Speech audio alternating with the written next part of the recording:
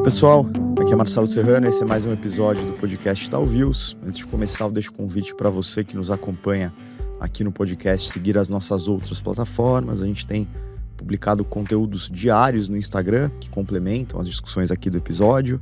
A gente disponibiliza os relatórios aqui do Research da nossa área macro no canal do Itaú Views no Telegram. E a edição desse podcast, todas as outras, você consegue assistir também em vídeo no nosso canal no YouTube. Então, sempre reforço esse convite. A ideia desse episódio é comentar um pouco o cenário e desdobramento para investimentos quando a gente olha juros em tendências opostas, né? Juros em queda nos principais países do mundo e em alta aqui no Brasil. E a gente vai tentar mapear como que essa junção de fatores gera oportunidades de investimento, quais classes de ativos devem se destacar, como o investidor pode se proteger seu portfólio nesse cenário. E para nos ajudar com essa discussão mais ampla, a gente conta com a participação do Nicolas McCarthy, que é CIO do Itaú Unibanco. É a segunda vez que o Nicolas participa aqui do Itaú Views. Ele tem mais de 25 anos de experiência no mercado financeiro e atualmente é o responsável pela elaboração das estratégias de investimento direcionadas aí a todos os clientes investidores do Itaú. E nesse episódio eu divido a moderação aqui com o Lucas Queiroz, que é o Head do Research de Renda Fixa aqui do Itaú BBA, que além de fazer algumas perguntas aqui para o Nicolas, vai também comentar um pouco da visão dele para a renda fixa, falando um pouco de títulos públicos e créditos privados.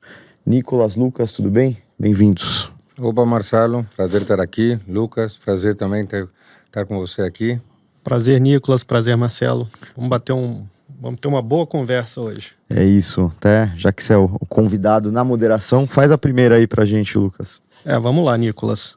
A tendência dos juros globais e domésticos tem bastante influência nos mercados. E nesse momento estamos vivendo tendências distintas. Estados Unidos indo numa direção, o Brasil subindo sua taxa de juros. Como você projeta a condução da política monetária aqui e lá fora? É uma boa pergunta.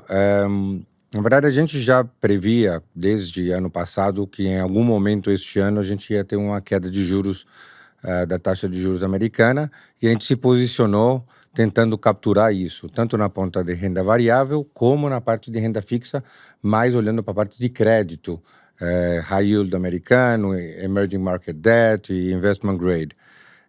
Após a confirmação de que os juros iria cair, ou seja, estamos falando que os juros caiu 2 semanas atrás aproximadamente, a gente até reduziu as posições por primeira vez em 2 anos. Basicamente, foi embutido vários cortes de juros nos Estados Unidos, a gente acreditou que poderia ser por aí ou talvez um pouco menos. Aliás, recentemente, hoje, por assim dizer, saiu um número de emprego um pouco mais forte nos Estados Unidos e até a curva de juros voltou a subir. Lembrando que o 10 anos atingiu um patamar de 3,64 e hoje está em 3,94, tá? Então, a nossa redução foi muito boa e a gente está trabalhando agora com 7% de caixa no nosso cenário internacional, e aguardando talvez momentos melhores. Mas, tendo dito isto, no mês de setembro foram 26 bancos centrais do mundo que cortaram os juros, que, se não me engano, foi o segundo ou terceiro maior nível em um mês que aconteceu na história, tá? Então, realmente, a gente está com um processo de corte de juros bastante sincronizado, né, do mundo. No caso do Brasil, o Brasil é um caso um pouco diferente, mas assim, a gente foi talvez o segundo ou terceiro Banco Central a ter subido os juros em 2021, né? Talvez uns 12 meses antes dos países desenvolvidos começarem a subir os juros. Isso também permitiu que, mesmo que os juros americanos e de outros países do mundo estivessem altos, o Brasil conseguiu começar um processo de corte de juros em 2023. Uma coisa que surpreendeu o mundo, eu diria para você, 22, 23 e 24, que talvez muita gente ficou surpreso, foi a resiliência do PIB mundial e do Brasil também, tá? Então, o Brasil tem crescido 3, esse ano estão falando que até 3 ou até acima de 3. Então, é o seguinte, no Brasil, dado tendo cortado os juros bem antes, o que aconteceu recentemente é que a inflação, as expectativas inflacionárias futuras começaram a subir. Eu acho que corretamente o Banco Central começou a atuar com uma alta, talvez tímida, né? 0,25 é uma alta tímida, dado que o PIB está bastante resiliente, né?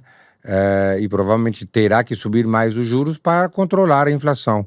Ou seja, os agentes econômicos estão subindo a projeção de inflação deste ano para algo perto de 4,5, que seria o teto da meta do Brasil, e para o ano que vem já estão inflações acima de 4. Ou seja, eu acho que ele terá que subir os juros. É difícil saber a quantidade de alta de juros, porque também depende bastante do que possa acontecer nos Estados Unidos.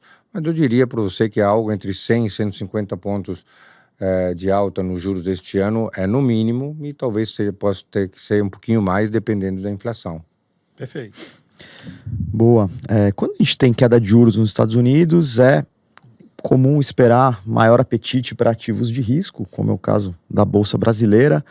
Por outro lado, a gente comentou essa contramão, né? A gente está subindo juros por aqui. Como é que você acha que essa combinação afeta a nossa Bolsa? A gente tira o que poderia ser um momento interessante de Bolsa quando a gente pensa em juros para cima aqui no Brasil?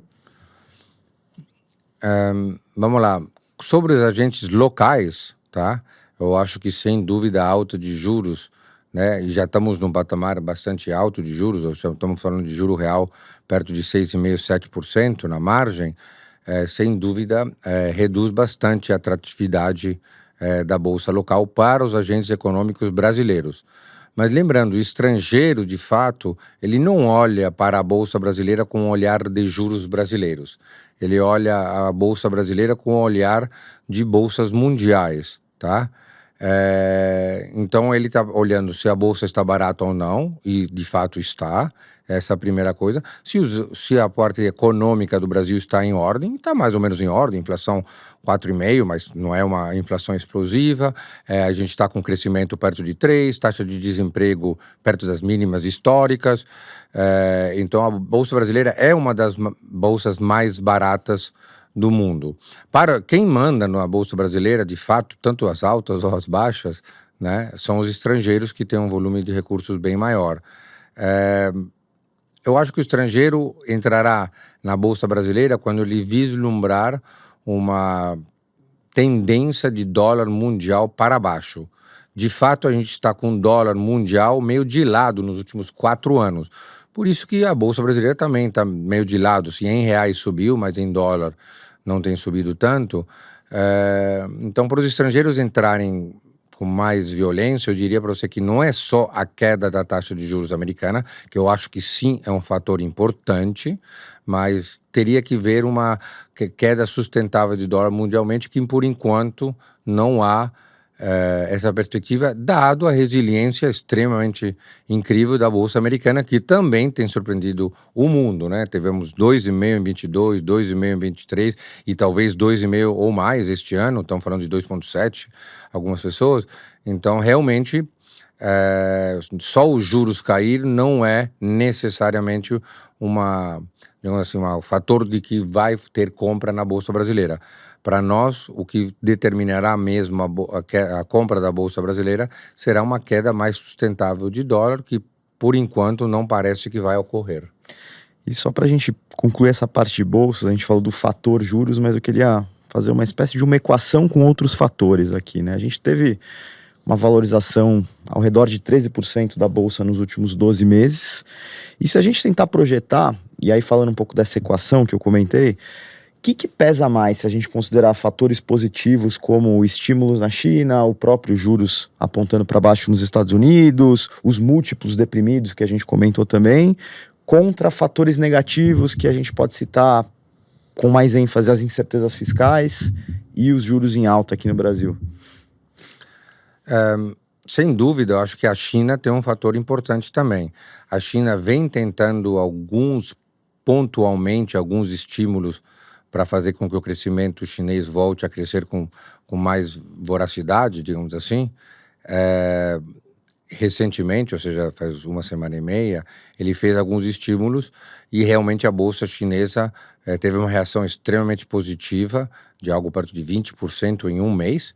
Tá? Então, ou seja, ele estava meio zerado no ano e subiu 20% em um mês. sem dúvida, se este estímulo faz com que a confiança do consumidor chinês, que está bastante deprimido, comece a virar de mão, eu acho que pode ser que isso afete positivamente a Bolsa Brasileira, sim, tá? E obviamente a gente está com múltiplos bem deprimidos, então acho que facilita, tá? Os 13% que a Bolsa subiu nos últimos 12 meses, basicamente foi concentrado no ano passado, né? Novembro, dezembro do ano passado. Acho que a alta que aconteceu na Bolsa Brasileira foi a perspectiva que em algum momento este ano, demorou para acontecer, mas em algum momento este ano caísse a juros americanos, e de fato aconteceu. Então, tipo assim, acho que já tinha antecipado um pouco, por isso que a Bolsa está mais ou menos de lado esse ano. Sobre os desafios fiscais, assim, a gente precisa realmente ter visibilidade do que vai acontecer com o fiscal, mas não nos próximos 30 dias, mas para os 12 meses. Acho que a gente tem sempre conseguido fazer o mandato do fiscal, mas sempre meio no apagar das luzes. Eu acho que isso, a gente precisa ter uma visibilidade para os investimentos voltarem com mais força no Brasil. Perfeito. O Nicolas comentou, Lucas, como no final do dia, para a Bolsa, vale muito o fluxo do gringo, né? Mas, assim, falando um pouco do fluxo local, acho que um dos principais fenômenos é a migração de capital que sai da Bolsa, da renda variável, e migra para a renda fixa. A gente teve um movimento forte nesse sentido esse ano. Eu queria te perguntar como você viu esse movimento, o apetite para a renda fixa, e principalmente como essa maior demanda tem afetado aí spreads, mesmo depois aí considerando já mais atrás os problemas de estresse de eventos de crédito que a gente teve também. Boa. O mercado de crédito aqui teve uma subida de spreads, ou seja, as taxas dos títulos, principalmente debêntures incentivadas, isentas de imposto de renda, tiveram uma subida no spread.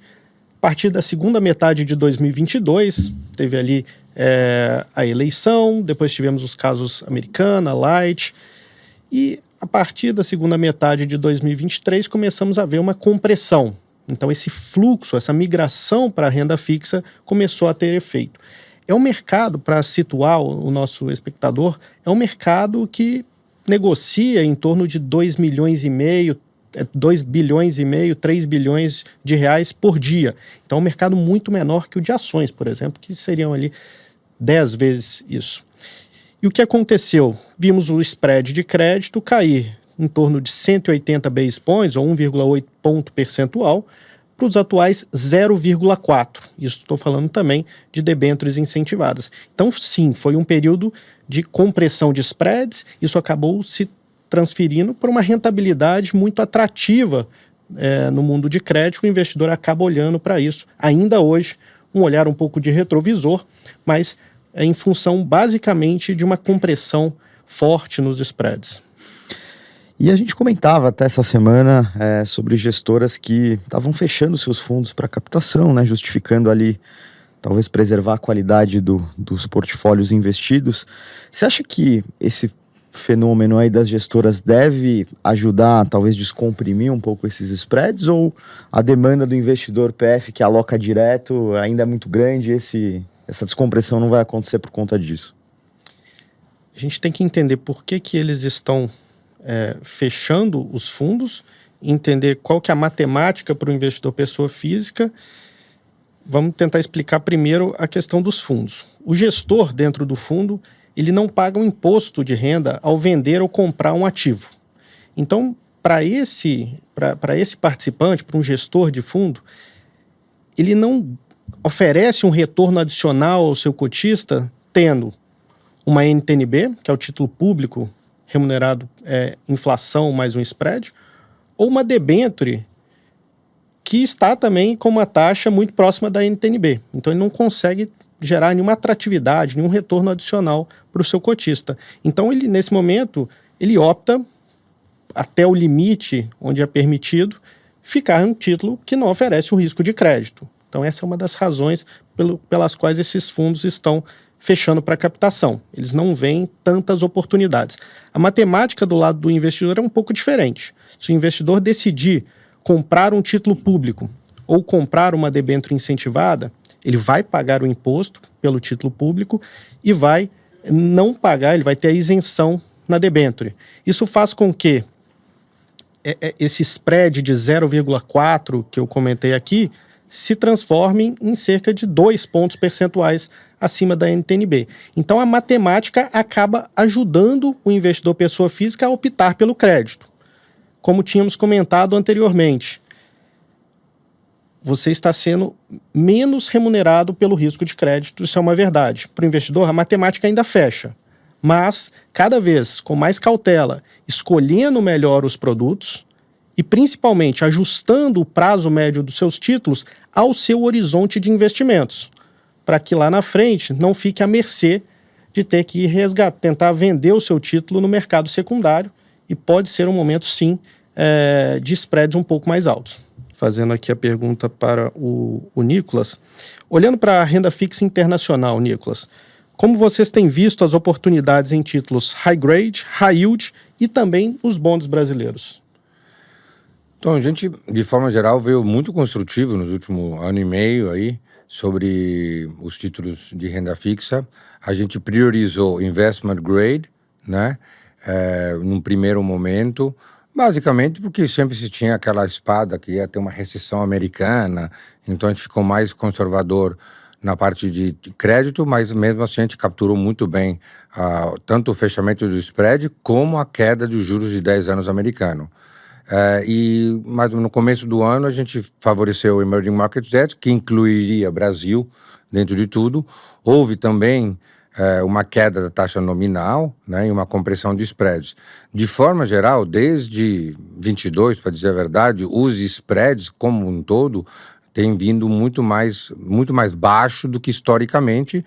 Eu diria principalmente porque a economia americana tem performado extremamente bem, né? Tanto isso vale também para high yield americano.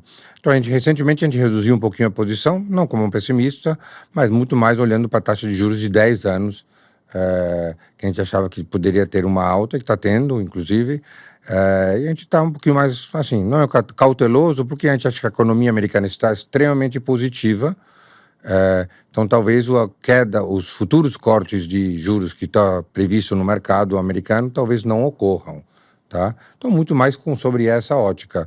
Os spreads, enquanto a economia continuar sólida, acho que dificilmente vai abrir o spread. Acho que e os títulos brasileiros também representam um pouco do crescimento brasileiro. O Brasil está crescendo 3 anos consecutivos a 3%, que é, digamos assim, bastante alto em relação à nossa história, tá? Até, assim, discutivelmente, assim, talvez acima do potencial brasileiro, que é difícil saber o número exato, mas a gente acha que é um pouco acima do potencial mesmo.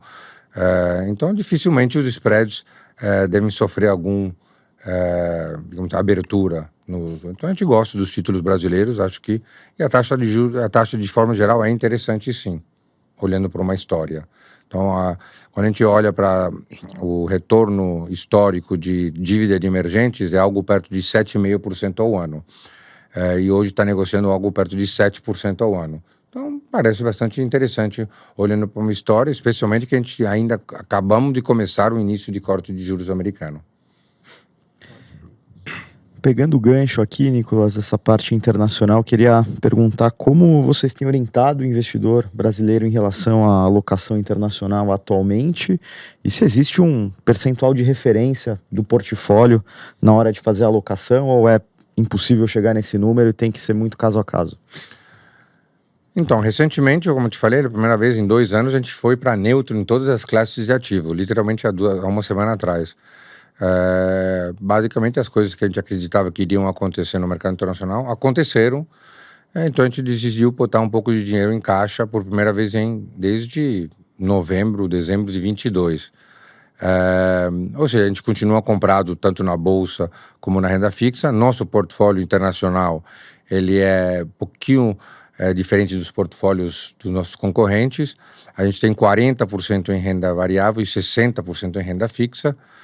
Também porque o investidor brasileiro ou latino-americano, que seriam quase 100% dos nossos clientes, gosta bastante de títulos de renda fixa, né?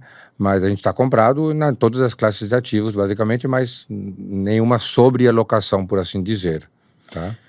E se a gente pensar nesse trade de moeda, digamos assim, como é que você está vendo o dólar em relação ao real? Assim, tem alguma alguma estratégia olhando só para câmbio?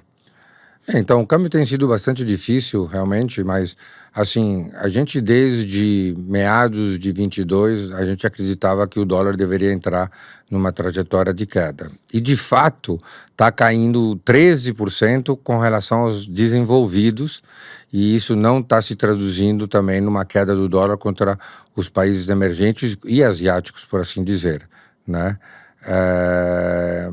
De fato, desde 2020, apesar de todas as volatilidades de forma geral, até das moedas desenvolvidas, o dólar está no mesmo lugar, tá? Ou seja, mais 5%, menos 5%. Mas se a gente pegar o dólar real de agosto de 2020, ele estava em 5,50, que é basicamente o mesmo preço de hoje, tá? Apesar de cair o ano passado, subiu esse ano, mas assim, de forma geral, o dólar mundialmente está meio de lado contra os desenvolvidos. Recentemente, com o início da queda de juros americano, teve uma queda, eu não sei se vai ser sustentável. A minha visão enquanto a economia, nossa visão lá do comitê, enquanto a economia americana estiver bastante pujante, dificilmente o dólar vai entrar numa trajetória de queda. Então, continuo acreditando que nos próximos meses, ou até pode ser um ano e tal, acho que o dólar é muito mais para um movimento lateral do que de movimento sustentável nem para cima nem para baixo. Perfeito.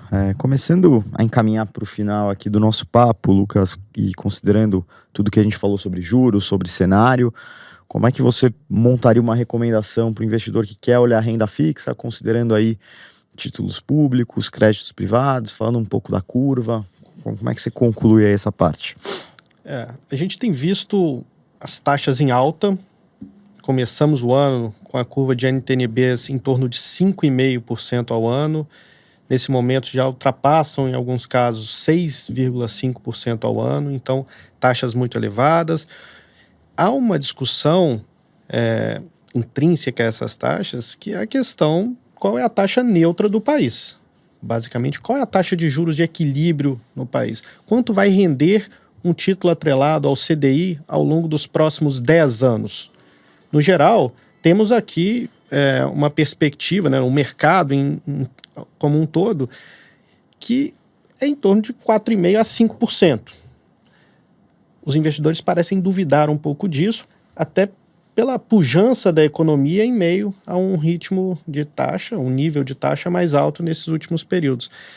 Mas eu acho que ainda é válido, ainda há espaço para alocação ali, 6,5% ao ano, título do governo, ou seja, sem risco de crédito, me parece muito elevado nesse momento. Reflete todos os desafios, mas para quem está olhando um horizonte um pouco mais longo, eu acho que vale a pena. O investidor que tem um prazo mais curto, não tem muito como fugir. O pós-fixado ele vai continuar nos próximos trimestres muito atrativo. Vai, inclusive, entregar um retorno real, talvez até mais alto, nesses próximos trimestres do que uma NTNB. Então, uma parcela bastante representativa nos pós-fixados continua sendo mandatório e tem sido assim durante todo o ano. Alguns trades mais táticos. Há quem goste ali de tentar aproveitar um pré-fixado de prazo mais curto, em torno de 2 anos. Eu acho que faz sentido, na minha visão. As taxas hoje precificam 12,5%, 12,75% por um período mais longo do que a gente tem na conta. A gente acredita que, sim, as taxas vão chegar aos 12%, mas no segundo semestre do ano que vem haverá espaço para um corte. O mercado não coloca isso. Eu acho que há uma simetria que pode favorecer o investidor que compre um título pré-fixado neste vértice. Mas é assim, Marcelo, o cenário depende muito do horizonte de investimentos do cliente. Então, nesse momento, de forma geral, os pós-fixados vão continuar liderando em termos de rentabilidade e a gente deve observar isso pelo menos até o final desse ano. Perfeito. E para a gente fechar agora, Nicolas, considerando também tudo que falamos e numa perspectiva de alocação por classe de ativos, você comentou que pela primeira vez estamos neutros aí, com caixa no internacional. Como é que, se a gente for considerar, para dar esse exemplo aqui, um perfil moderado, qual seria hoje a recomendação por classe de ativos? Quais seriam as recomendações principais? Então, no mercado internacional é isso. A gente continua 40% comprado em renda variável e 60% em renda fixa. E basicamente a gente está atingindo todas as classes de ativos, tá? Que tem sido muito bom, todas as classes de ativos. Obviamente a Bolsa Americana tem sido destaque nos últimos 2 anos, né? Mas a renda fixa, high yield, dívida de emergentes, tudo também tem sido extremamente atrativo. De forma geral, todas as classes de ativo, com exceção talvez do de 10 anos americano, têm batido o CDI americano, digamos assim, o Fed Funds, né? Ou seja, carregar risco no mercado internacional tem sido uma boa alternativa para qualquer cliente. Complementando um pouco o que o Lucas falou, que eu achei bem interessante, e concordando com ele, mais falando do Brasil, eu também acho que sim, que o Banco Central do Brasil está subindo os juros agora para trazer a inflação para baixo e que consiga, no segundo semestre, talvez, do ano que vem, pode ser antes, pode ser um pouquinho depois também, trazer a taxa de juros para baixo, uma vez controlada a inflação. Então, sim, eu concordo com o Lucas que, assim, olhando por pré-fixados, 3, 4 anos, algo perto, quase 13% em alguns casos, acho que, e pensando que a inflação vai ser controlada, então a gente está falando de inflação esse ano 4,5%, ano que vem, vamos supor 4,5% ou um pouquinho mais baixo, dado que está subindo os juros, e para 2026 algo perto de 4%, ou um pouquinho abaixo de 4%, pode ser menor. Estamos falando de um juro real extremamente interessante, ou seja, então realmente estamos falando de juros reais perto de 7, 7,5%, parece bastante interessante, ou até 8%, dependendo do período, bem interessante. E aí também concordo com o Lucas que, olhando para um horizonte maior de tempo, que é onde a gente tem a nossa alocação, sobrealocação aqui no Brasil, a gente gosta dos papéis indexados em inflação longas a 6,5%, acho que, tipo assim, parece uma taxa de juros. É difícil saber qual é a taxa de juros de equilíbrio de um país qualquer, mas parece que 6,5%, digamos assim, seria a parte alta da curva, né, da taxa de juros. Então, acho que tem prêmio, sim, olhando para um horizonte mais dilatado de tempo. Perfeito, acho que a gente conseguiu cumprir bem a pauta desse episódio. Queria, antes de concluir, agradecer novamente as participações do Nicolas e do Lucas aqui com a gente. Valeu! Opa, Marcelo, obrigado. Lucas, Obrigado, super sempre prazer. um prazer. Foi um prazer. Obrigado. Valeu!